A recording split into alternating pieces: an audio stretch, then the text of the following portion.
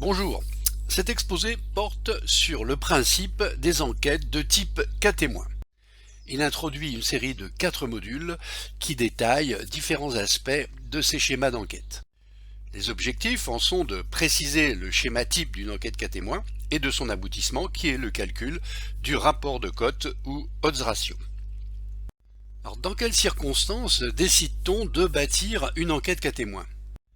Alors, nous avons vu dans la vidéo sur les grands types d'études qu'à côté des études d'épidémiologie descriptive qui portent sur la description des phénomènes de santé dans le temps, l'espace et les populations, il existait un champ de l'épidémiologie qui s'intéresse à la recherche des causes. C'est l'épidémiologie dite analytique, dont les méthodes visent à relier la survenue de phénomènes de santé à des facteurs qui en déterminent la fréquence. Et parmi elles, on trouve les enquêtes étiologiques, dont le schéma du type enquête cas-témoin. Donc l'objectif essentiel d'une enquête cas-témoin est de mettre en évidence le lien entre une exposition et une issue qui peut être soit la maladie si l'exposition est un facteur de risque, soit la diminution de la fréquence de la maladie si l'exposition est un facteur protecteur. Alors quand utilise-t-on une enquête cas-témoin ? On peut l'utiliser tout comme une enquête de cohorte pour vérifier une hypothèse sur tel ou tel facteur de risque. Mais son principal intérêt est d'être particulièrement adapté à l'exploration d'une situation nouvelle, à l'étude d'une nouvelle maladie par exemple, dont on ne connaît pas les causes ou les facteurs de risque. Alors commençons par un exemple. On a colligé 100 cas de listériose, parmi lesquels 90 témoignent avoir consommé des rillettes. Alors que signifie ce pourcentage ? Que peut-on en dire ? Bien, il s'agit d'une simple observation descriptive, sans lien de causalité. On aurait pu tout aussi bien avoir observé 95% de consommateurs de pain ou même 100% de consommateurs d'eau parmi ces cas. Donc on ne peut rien tirer de cette simple observation, tout au plus peut-on émettre une hypothèse. En revanche, si on juxtapose un groupe de sujets n'ayant pas développé la listériose, qu'on interroge de la même façon que les cas, on va obtenir alors un second pourcentage d'exposition. Et on va pouvoir maintenant comparer ces deux pourcentages. De simplement descriptive, la démarche est devenue analytique et on peut en tirer des conclusions sur un éventuel lien exposition-maladie. Le principe d'une enquête cas-témoin consiste à comparer la fréquence d'exposition à un facteur de risque dans un groupe de sujets malades à la fréquence d'exposition à ce facteur de risque dans un groupe de sujets non malades que nous allons sélectionner et que nous allons appeler des témoins. On s'intéresse donc à une population d'études, mais contrairement à une enquête de cohorte où on partait des sujets exposés, dans une enquête cas-témoin, on commence par des cas, ici les points en rouge, on identifie et on sélectionne ces cas, et dans un second temps, on sélectionne des sujets non malades, ici en bleu, dans la même population dont sont issus les cas. Et ces sujets non malades sont appelés des témoins, et on va donc ainsi pouvoir comparer ces deux groupes. Vous remarquerez au passage que le nombre de cas et de témoins n'est pas obligatoirement identique. Une enquête cas-témoin a un caractère rétrospectif. On bâtit un protocole, on recrute des cas et des témoins qu'on interroge sur leur exposition antérieure et ensuite on procède à l'analyse. Alors sur le plan pratique, on va identifier un groupe de cas et recruter un groupe de témoins. On interroge les deux groupes rétrospectivement sur leur exposition aux facteurs de risque et ensuite on compare la fréquence d'exposition entre cas et témoins. Alors voyons comment se présente la synthèse des données recueillies dans une étude cas-témoin. Alors nous retrouvons un tableau à 4 cases avec les deux colonnes de cas et de témoins et leurs effectifs A, B, C et D selon leur exposition à un facteur donné. Mais là, comme il s'agit d'une étude où nous avons nous-mêmes recruté les non-malades, les nombres B et D dépendent du nombre de témoins que nous avons choisi. Donc en fait, nous allons ici scinder notre tableau en deux colonnes verticales pour bien montrer qu'on ne peut pas faire de calcul d'incidence comme dans une cohorte. Alors nous allons choisir comme exemple une épidémie de trichinellose, une parasitose due à des vers microscopiques, survenue en France en 1993. Alors on suspecte fortement la consommation de viande crue à l'origine de cette épidémie et on bâtit une enquête cas-témoin. 239 cas de trichinellose ont été identifiés et on a sélectionné 177 témoins. Alors quel type de mesures peut-on faire dans un tel type d'enquête ? Et puisqu'on s'intéresse aux fréquences d'exposition, on va calculer le pourcentage d'exposition chez les cas A divisé sur A plus C et le pourcentage d'exposition chez les témoins B sur B plus D. Dans notre exemple, parmi 239 cas, 224 ont consommé de la viande crue, soit un pourcentage d'exposition de 93,7%. Et parmi 177 témoins, 128 en ont consommé, soit un pourcentage d'exposition de 72,3%. Alors on remarque une forte différence entre ces deux pourcentages. Il faudrait l'analyser par un test statistique de comparaison de deux pourcentages qui montrerait sans doute une différence significative permettant de mettre en cause la consommation de viande crue. Mais on a aussi envie de calculer un indicateur global qui permettrait en plus de connaître la force de l'association. Alors la tentation pourrait être au premier abord de faire le rapport des deux pourcentages d'exposition, mais ce n'est pas une bonne façon de pratiquer. Alors dans une enquête cas témoin, on va calculer un rapport certes, mais ce qu'on appelle un rapport des cotes. Cote d'exposition chez les cas divisé par cote d'exposition chez les témoins. Alors je vous rappelle qu'une cote est le rapport d'une probabilité sur la probabilité inverse. La cote d'exposition chez les cas, c'est la probabilité d'être exposé, A sur A plus C, divisé par la probabilité de ne pas être exposé, C sur A plus C. Et tout ceci se simplifie en A sur C. De la même façon, la cote d'exposition chez les témoins vaut B sur D. Et l'indicateur final de notre enquête, c'est le rapport de ces deux cotes, ou odds ratio en anglais, qui est égal à la cote A sur C divisée par la cote B sur D. Alors que certains écrivent parfois sous cette forme AD sur BC, mais à mon avis, c'est moins explicite. Donc on comprend maintenant ce que veut dire exactement ce terme de rapport de cote ou odds ratio. Donc rapport de la cote d'exposition chez les cas sur la cote d'exposition chez les témoins. Alors comment interpréter les résultats d'un odds ratio? Si l'odds ratio est égal à 1, c'est-à-dire si les cotes d'exposition chez les cas et les témoins sont identiques, cela veut dire que le facteur étudié n'a aucun effet sur la survenue de la maladie. Ce n'est pas un facteur de risque. Si l'odds ratio est supérieur à 1, alors cela veut dire que les cas sont plus exposés que les témoins. Le facteur étudié est un facteur de risque. Si l'odds ratio est inférieur à 1, le facteur étudié est au contraire un facteur protecteur. Mais dans la réalité, même si le facteur étudié n'est pas un facteur de risque, l'odds ratio n'est jamais égal strictement à 1. Il faut donc calculer, comme tout paramètre calculé sur un échantillon, son intervalle de confiance, par exemple à 95%, et regarder si l'intervalle de confiance inclut la valeur 1. Si c'est le cas, le facteur étudié ne peut pas être déclaré comme un facteur de risque. Mais si la borne inférieure de l'intervalle de confiance est supérieure à 1, alors nous sommes à présence d'un facteur de risque. Et à l'inverse, si la borne supérieure est inférieure à 1, le facteur est protecteur. Le calcul de l'odds ratio nous donne trois informations importantes. Sa position par rapport à la valeur 1 nous donne le sens de l'association. Sa valeur en tant que telle nous donne la force de l'association. Et enfin, son intervalle de confiance équivaut au résultat petit p du test statistique. Alors, pour résumer la marche à suivre dans une enquête cas témoin, on calcule d'abord la fréquence d'exposition et la cote d'exposition chez les cas. Ensuite, la fréquence d'exposition et la cote d'exposition chez les témoins. Et on peut alors comparer les fréquences d'exposition à l'œil et par un test statistique. Ensuite, on calcule le rapport des deux cotes, ou odds ratio, et enfin son intervalle de confiance. Reprenons notre exemple de l'épidémie de trichinellose, où nous pouvons calculer la cote d'exposition chez les cas, 224 cas exposés pour 15 non exposés, soit 14,9. La cote chez les témoins, 128 exposés pour 49 non exposés, soit 2,6. On fait le rapport de ces deux cotes qui nous donne un résultat de 5,7.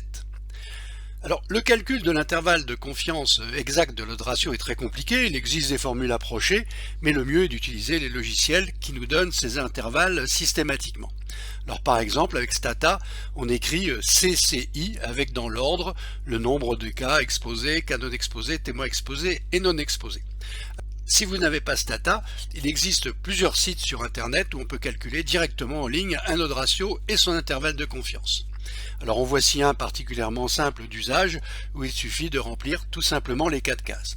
On obtient ainsi un intervalle de confiance à 95% de 3,1 à 10,6 qui exclut la valeur 1. Conclusion de cette étude, on peut donc affirmer qu'il existe un lien très fort entre la survenue de la trichinellose et la consommation de viande crue. On peut dire qu'il y a 5,7 fois plus de risque de contracter la maladie si on a mangé de la viande crue, et cette relation est hautement significative. Alors, le facteur consommation de viande crue n'est pas très informatif, on s'en doutait un peu, et on a envie de savoir quelle viande peut être mise en cause. Lors d'une enquête cas témoin, si on a pensé à recueillir des données plus précises sur les variables d'exposition, on peut faire autant d'analyses que de sous-variables documentées. Tester par exemple les types de viande consommées avec autant de tableaux à 4 cases. Alors, sur ce tableau qui résume 5 de ces analyses, on constate que dans les 4 premières, portant sur la viande de porc, de sanglier, de bœuf et de mouton, les odds ratios sont proches de 1 et leurs intervalles de confiance englobent cette valeur. En revanche, pour la 5e, la viande de cheval, la force de l'association est très élevée. La consommation de viande de cheval entre le 1er novembre et le 30 novembre 1993 peut donc être mise en cause avec une quasi-certitude. Dans une enquête cas témoin, on n'est pas limité à tester une simple variable d'exposition binaire en oui-non. Il est possible de décomposer une analyse en plusieurs niveaux d'exposition comparés à un niveau de référence non exposé. Il faut simplement avoir pensé à recueillir des données sur ces niveaux d'exposition. On obtient ainsi des effectifs de cas et de témoins pour chaque niveau d'exposition. Ici, j'en ai choisi 3, élevé, moyen et faible. Alors comment en faire l'analyse ? On a toujours la strate des sujets non exposés en bas, qui reste notre strate de référence, avec les effectifs C et D.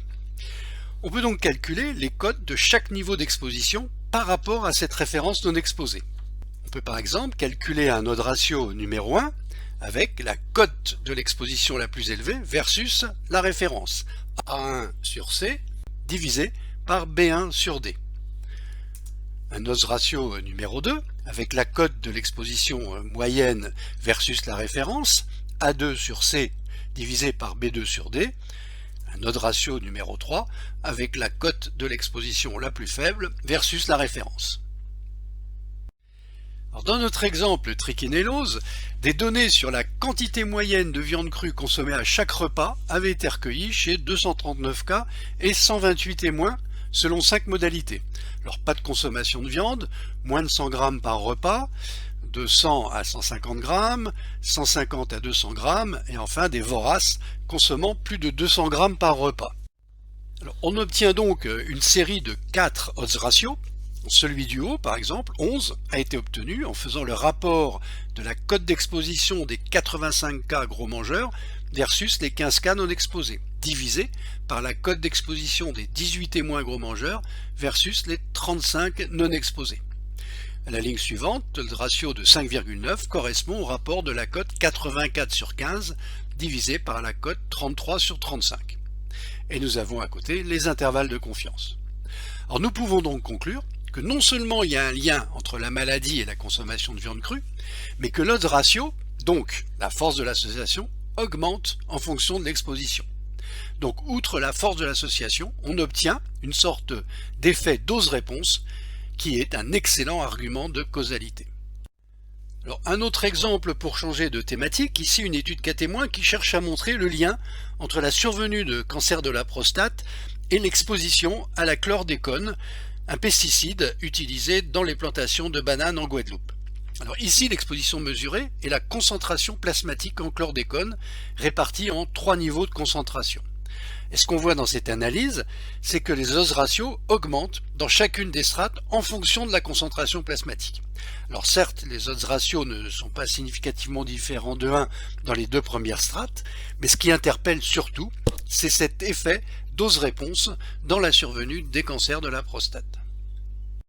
Alors maintenant, que signifie exactement le résultat d'un odds ratio ?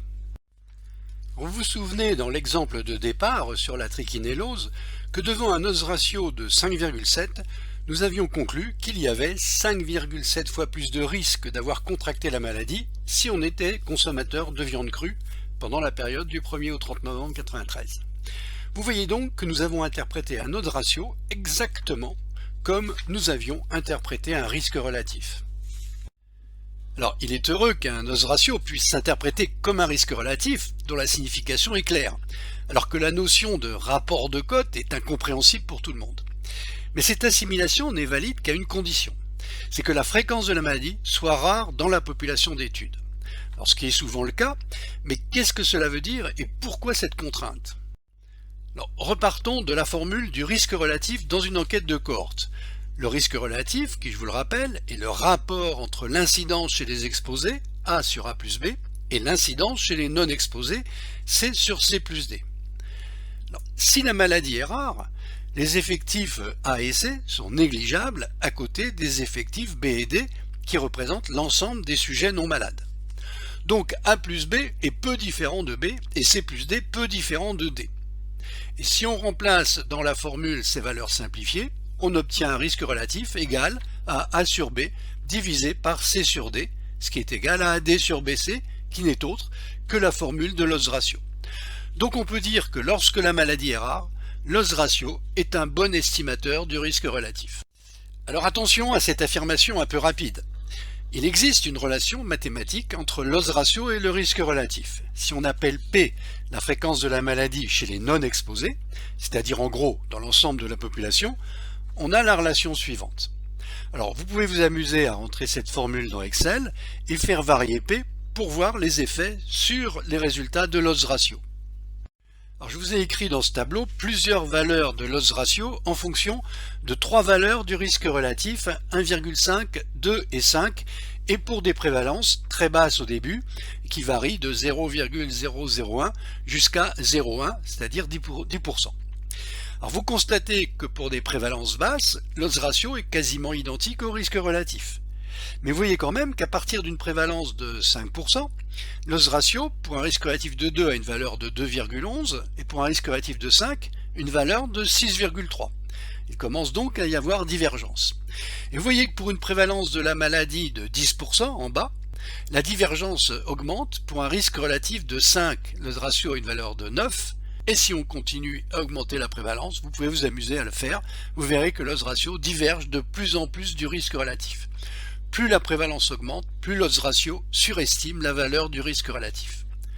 Donc en conclusion, l'odds ratio peut être considéré comme une bonne approximation du risque relatif à condition que la fréquence de la maladie ne dépasse pas 5 à 10%. Alors quels sont les avantages et les inconvénients d'une enquête cas témoin? Alors tout d'abord, elle permet d'étudier plusieurs expositions. Rien n'empêche par exemple, dans une épidémie de toxi-infection alimentaire, d'étudier la consommation d'un aliment numéro 1, d'un aliment numéro 2, aliment numéro 3, etc. Et donc de comparer leurs expositions respectives entre les cas et les témoins. C'est un des grands avantages de l'enquête cas témoin.